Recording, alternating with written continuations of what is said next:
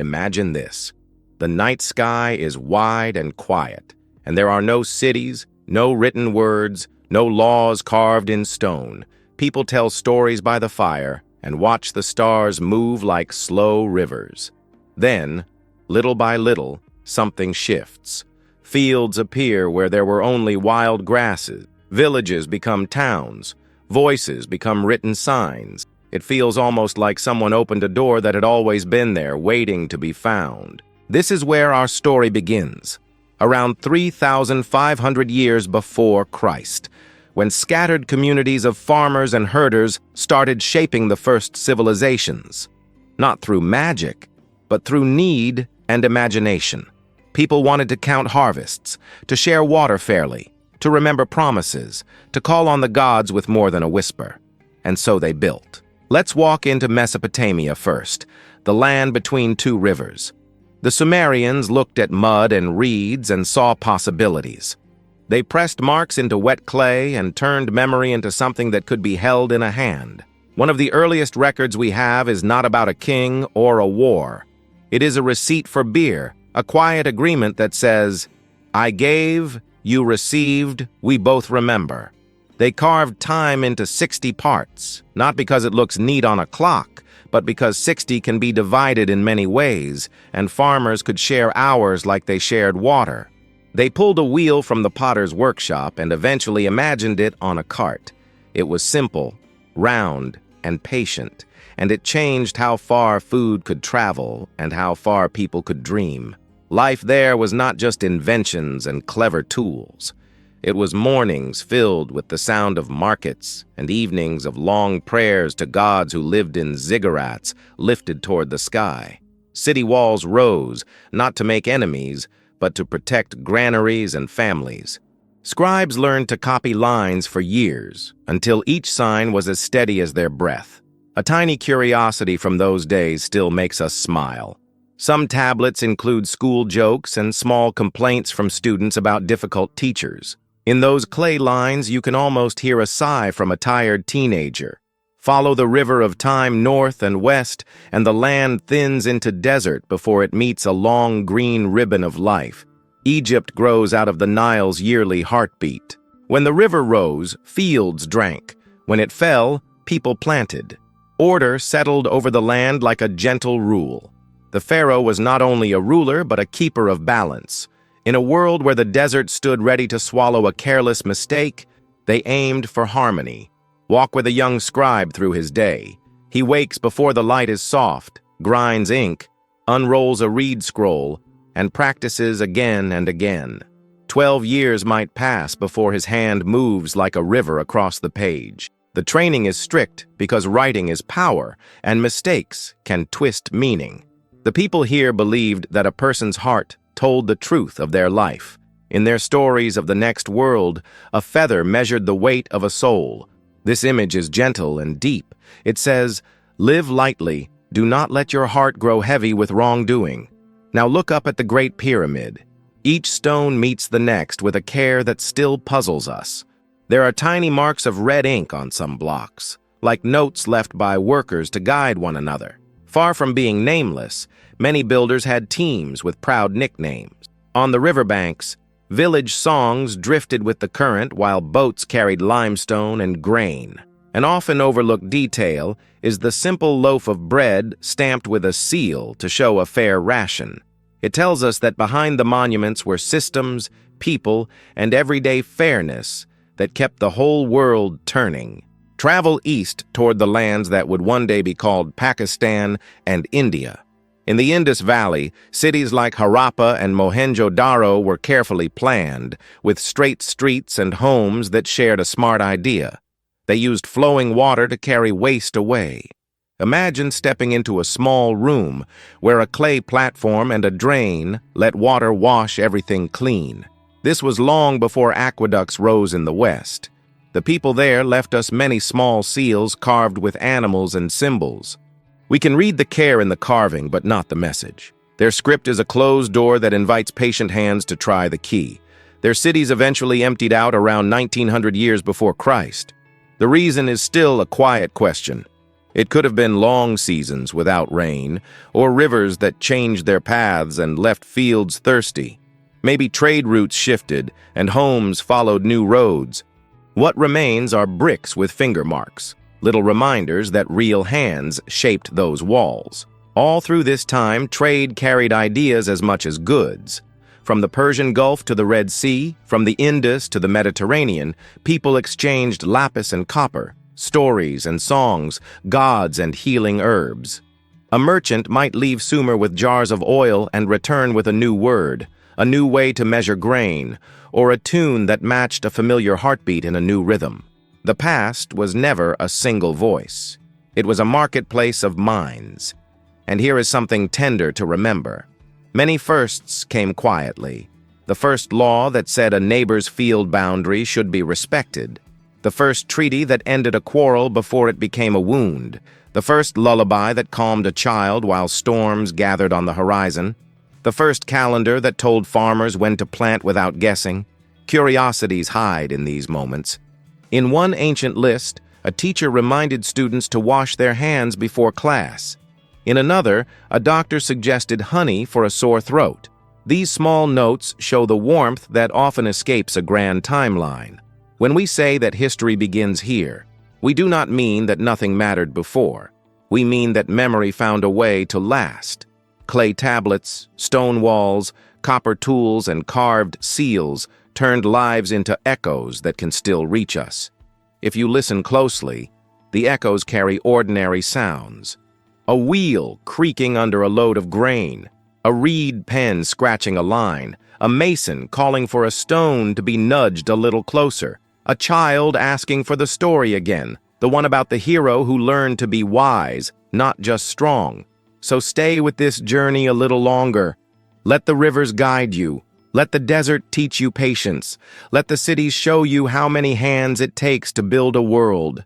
The Sumerians, the Egyptians, and the people of the Indus lit the torch of human progress, each in their own way. And even now, every time we check the hour, sign our names, plan a street, or share a meal fairly, we are still carrying that light forward. If this story stirred your curiosity, share it with someone who loves learning.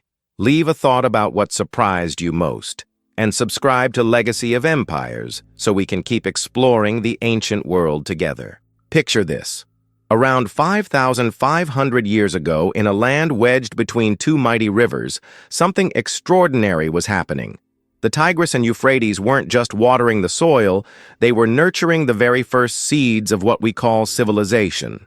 This was Mesopotamia, and here the Sumerians were about to change everything. Now, when we think about ancient people, we often imagine them as primitive, struggling just to survive. But the Sumerians? They were innovators on a scale that would make modern entrepreneurs jealous. These weren't just farmers who happened to build a few mud huts. They were architects of human progress, literally inventing concepts that we still use today. Let's start with something that might surprise you. The very way you measure your day, those 60 minutes in an hour, those 60 seconds in a minute, that's a Sumerian gift to humanity. While other cultures were still counting on their fingers, the Sumerians had developed a sophisticated mathematical system based on the number 60. They looked up at the sky, tracked the movements of celestial bodies, and created the first organized way to measure time itself. But here's where things get really fascinating. The world's very first written contract wasn't some grand agreement between kings about territory or treasures. No, it was about beer. Yes, you heard that right. Beer. Around 3,000 years before Christ, someone in ancient Sumer carefully pressed symbols into clay to record payment of ale to workers. This little clay tablet, no bigger than your hand, represents one of humanity's most revolutionary moments, the birth of writing. Think about what that means for a second. Before this moment, every story, every piece of knowledge, every important agreement existed only in someone's memory. When that person died, the knowledge often died with them. But suddenly, thoughts could live forever, pressed into clay, surviving the centuries to tell us their stories. The Sumerians didn't stop there. They gave us the wheel, though not in the way you might expect. The first wheels weren't rolling down ancient highways, they were spinning in pottery workshops. It took generations before someone had the brilliant idea to attach wheels to carts and revolutionize transportation. Sometimes the most obvious applications of groundbreaking inventions aren't so obvious at first. And then there's the plow. Before the Sumerians, farming meant backbreaking work with simple tools, scratching at the earth hoping to coax life from the soil. The Sumerian plow transformed agriculture from survival into abundance. Suddenly, fewer people could feed more people, which meant others could specialize in different skills. This is how we got craftsmen, priests, soldiers, and administrators, the building blocks of complex society. But perhaps the most intriguing aspect of Sumerian civilization is found in their relationship with nature's most destructive force: floods. Here's something that seems almost contradictory. These brilliant people who built magnificent cities, who invented writing and mathematics, would actually pray for floods. The same floods that could wash away everything they'd built. Why would they do such a thing? Because they understood something profound about their environment. The floods weren't just destruction, they were renewal. Each flood brought fresh, fertile soil that made their crops flourish. It was a delicate dance with nature, where survival meant embracing both creation and destruction. Their city-states, places like Ur, Uruk, and Babylon, were constantly at war with each other. Kings would fight over territory, trade routes, and resources. Yet in their temples, priests would offer prayers not just for victory, but for the floods that would come and wash the blood from the battlefields, bringing new life from the soil. This relationship with water shaped everything about Sumerian society. They became master engineers, building complex irrigation systems that could control and distribute river water across vast agricultural areas. They learned to read the rhythms of the rivers like we read books, understanding when to plant, when to harvest, and when to prepare for the floods. The Sumerians also gave us our first epic literature. The story of Gilgamesh, a king's quest for immortality, explores themes that still resonate today: friendship, loss, the meaning of life, and our struggle against mortality. These weren't primitive people telling simple stories around campfires. They were sophisticated thinkers, grappling with the deepest questions of human existence. What's remarkable is how these innovations spread. Sumerian ideas about writing, mathematics, and government didn't stay locked away in Mesopotamia. Traders carried these concepts across continents. Scholars from other cultures came to study in Sumerian schools. The ripple effects of their innovations reached Egypt, the Indus Valley, and eventually the entire world. Today, when you check the time on your phone, when you sign a contract, when you read these words, you're participating in traditions that began with the Sumerians. They didn't just build the first cities, they built the foundations of human civilization itself. In the Fertile Crescent of Mesopotamia, between two ancient rivers, they truly did invent time itself, and so much more. While the Sumerians were wrestling with the chaos of floods and warfare, something entirely different was happening along the banks of the Nile River. In Egypt, around 3,000 years before Christ, a civilization was emerging that wouldn't just accept the natural disorder of the world, they would defy it completely. The Egyptians weren't content with survival or even prosperity. They were reaching for something much more ambitious: perfection itself. Imagine waking up every morning knowing that your king wasn't just a ruler, but a living god who maintained the very balance of the universe. This wasn't mere political propaganda. This was the foundation of Egyptian society. The pharaoh didn't simply govern people, he was responsible for keeping the sun rising, the Nile flooding at the right time, and the stars moving in their proper paths across the sky. Every decision he made rippled through both the earthly and divine realms.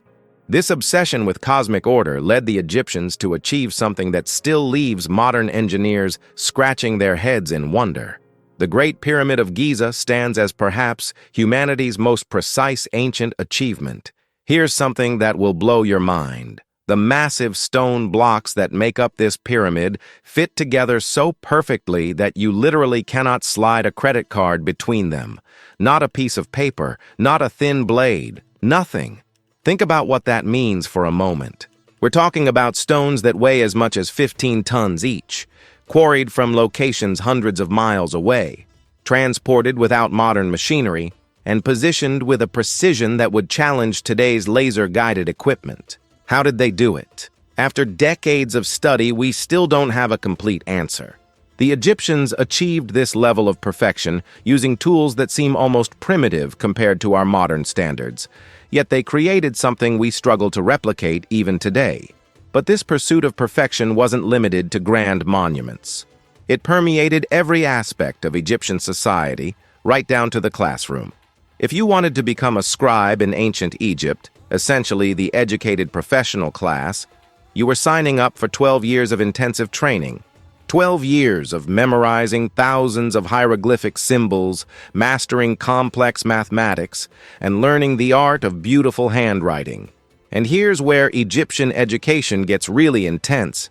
Mistakes weren't just marked with red ink. If you made errors during your training, you'd feel the sharp sting of reed switches across your back.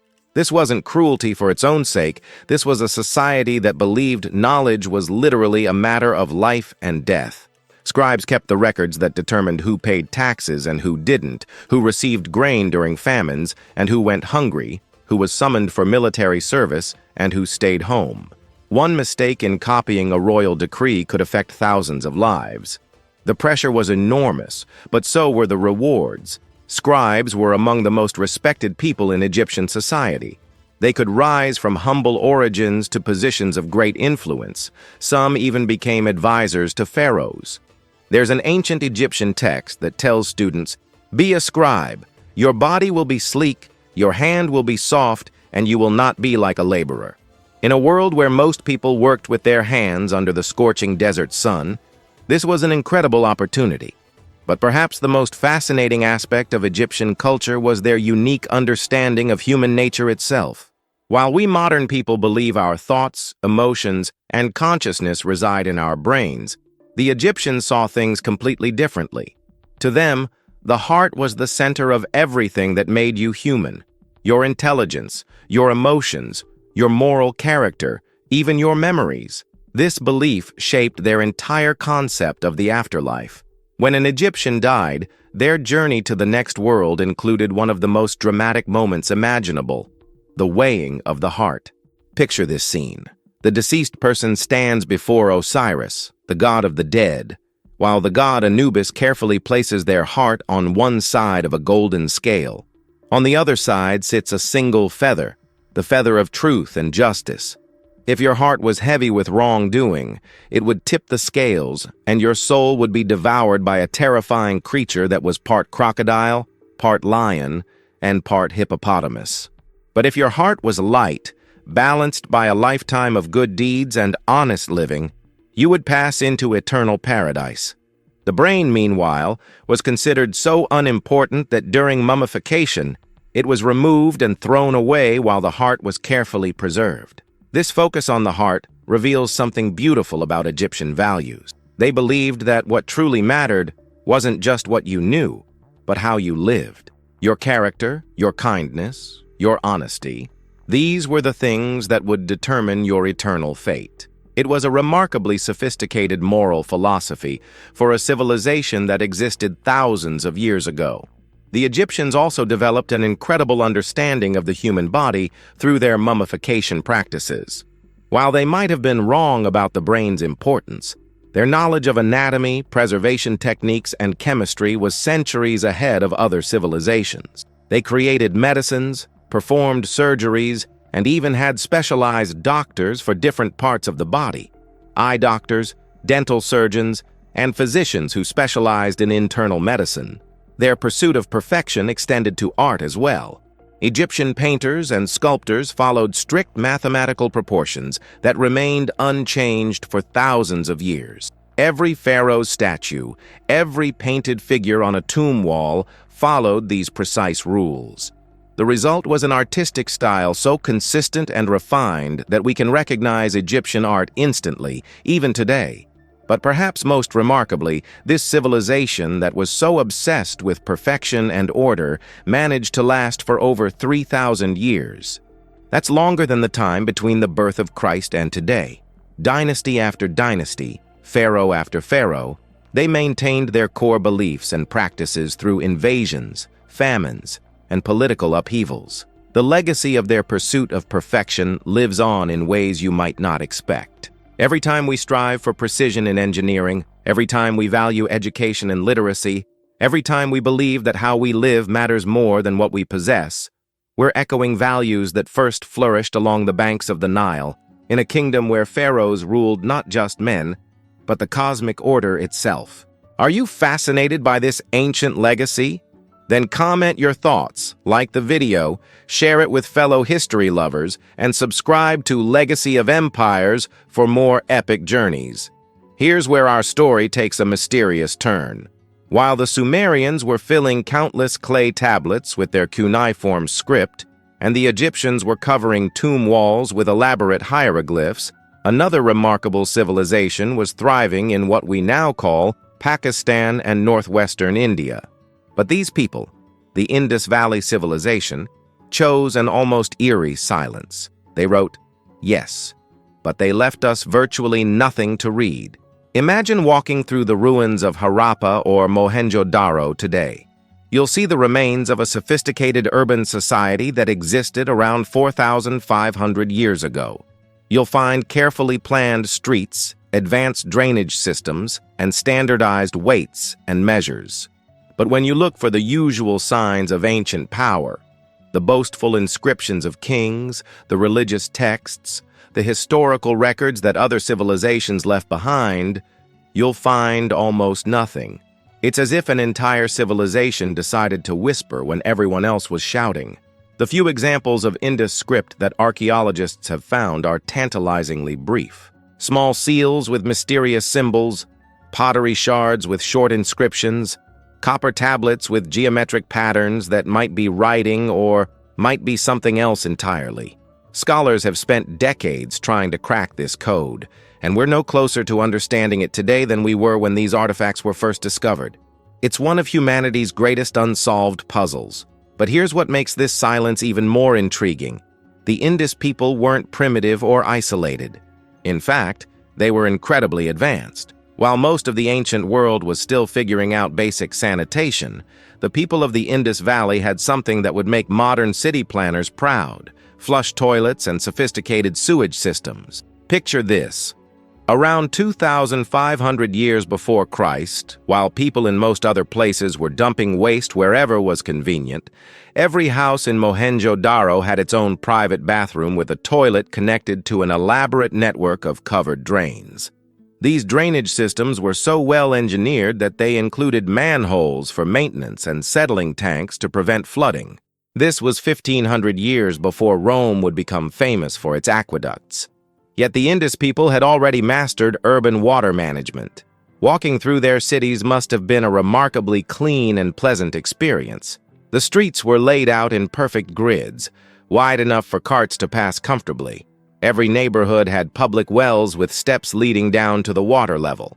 The houses were built with standardized bricks, and many had multiple stories with flat roofs, perfect for drying grain or socializing in the evening breeze. What's even more fascinating is how peaceful this civilization appears to have been.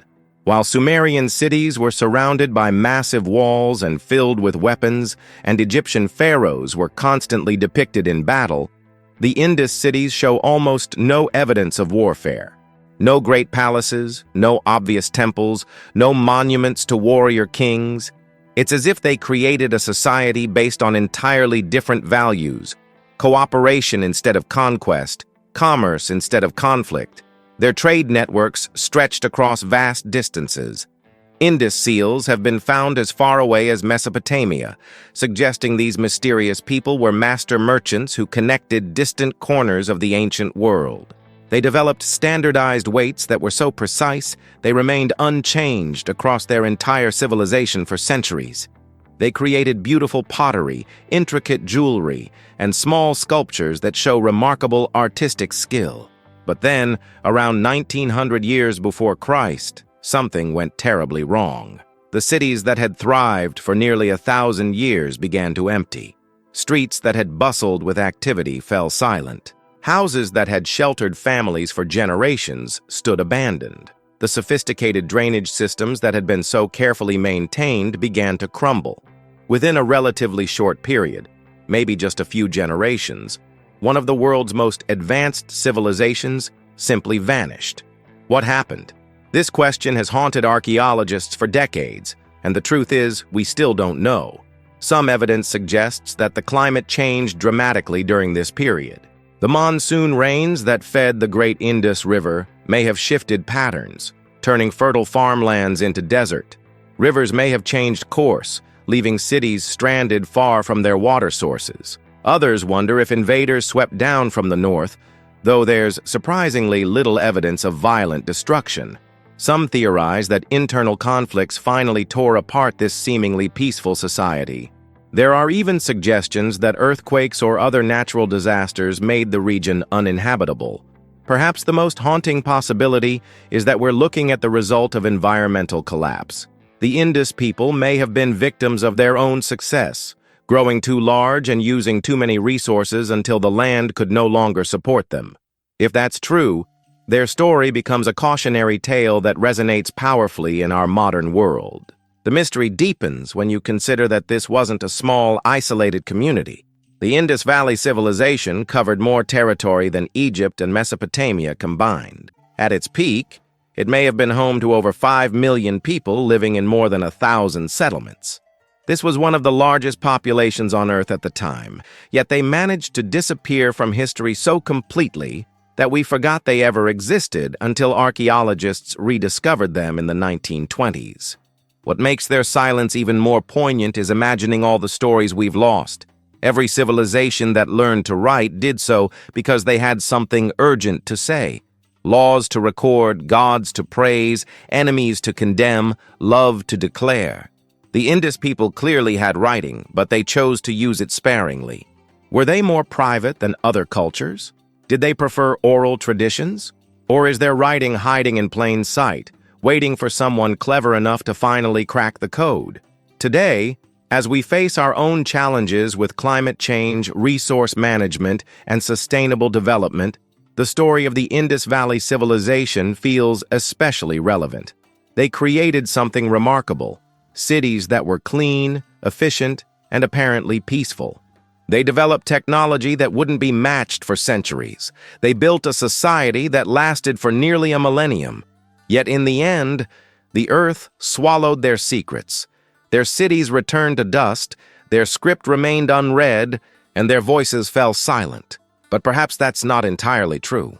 Perhaps their greatest message is written not in symbols on clay tablets, but in the ruins of their remarkable cities, a reminder that even the most advanced civilizations are fragile, and that the choices we make today will echo through the centuries, whether anyone is listening or not.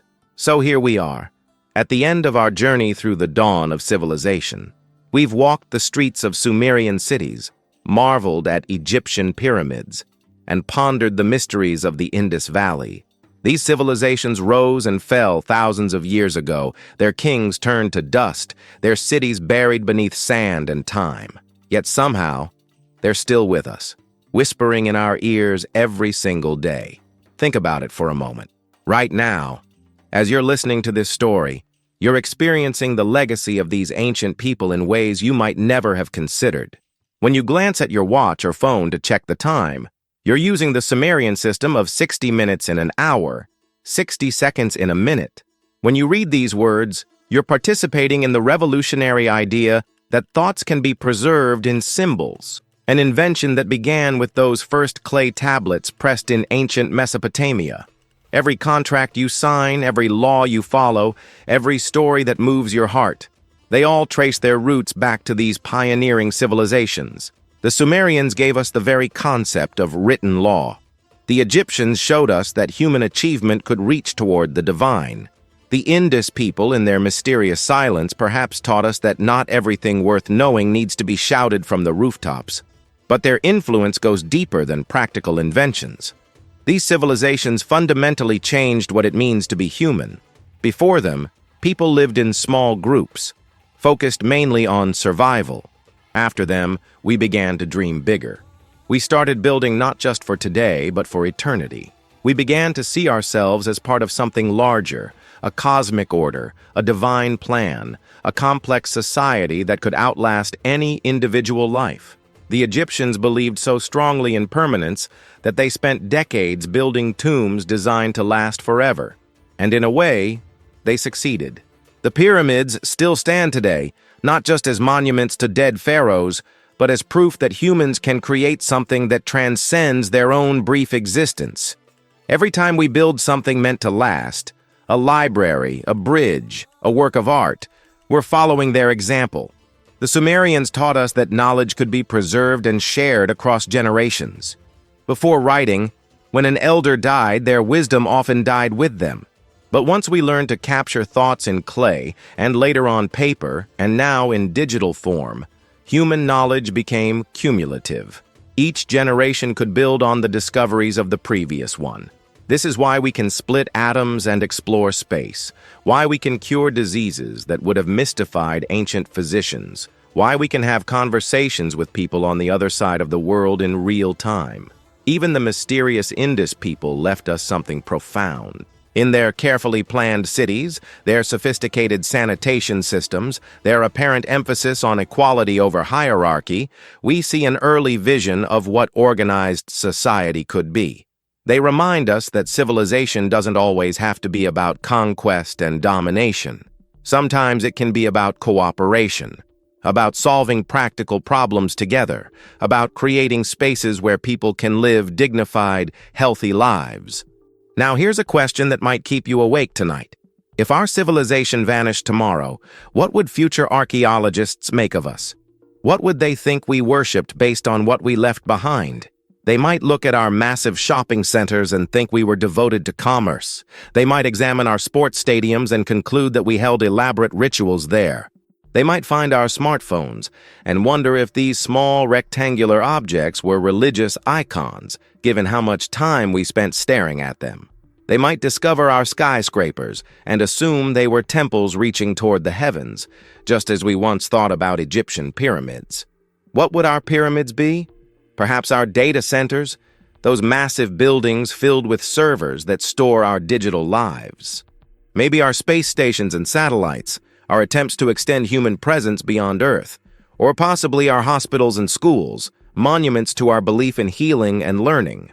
But here's what's really fascinating.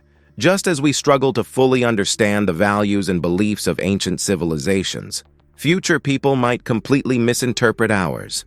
They might not realize that our greatest achievements weren't necessarily our tallest buildings or most complex machines, but our art, our literature, our music, our capacity for compassion and creativity. The truth is, every civilization thinks it will last forever, yet every civilization eventually fades. The Sumerians probably thought their city-states would endure for all time. The Egyptians certainly built as if their kingdom was eternal. The Indus people, in their mysterious confidence, likely never imagined their cities would one day lie empty and forgotten. This doesn't make their achievements meaningless. Quite the opposite. It makes them more precious. Every beautiful thing they created, every problem they solved, every moment of joy or wonder they experienced was valuable precisely because it was temporary. And the fact that their influence still touches our lives today shows that in some ways, they did achieve a kind of immortality. We are the inheritors of their dreams, the latest chapter in a story that began when the first human pressed symbols into wet clay and realized that thoughts could outlive the thinker. We carry forward their innovations, their struggles, their hopes for something better than what came before. So the next time you check the time, remember the Sumerians who gave you those 60-minute hours. When you sign your name, think of the Egyptians who turned writing into an art form. When you turn on a tap and clean water flows out, remember the Indus people who pioneered urban sanitation. When you look up at the stars and wonder about your place in the universe, know that you're asking the same questions that kept ancient philosophers awake on warm nights thousands of years ago. These civilizations fell, yes, but they never truly died. They live on in us, in our customs, our technologies, our dreams of what humanity might become. And perhaps that's the most profound lesson they offer, that while individual lives are brief and even mighty civilizations eventually crumble, the human spirit of curiosity, creativity, and hope is truly eternal. We are all part of this continuing story, this great human experiment that began in the fertile valleys of ancient rivers and continues today in classrooms and laboratories, in art studios and city planning offices, wherever people gather to build something better than what they found.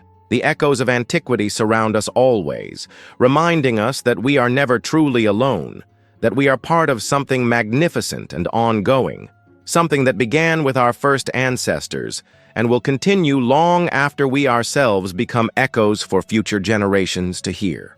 What lessons can we draw from this ancient tradition? Tell us in the comments. And don't forget to like, share, and subscribe to Legacy of Empires for more untold stories of the ancient world.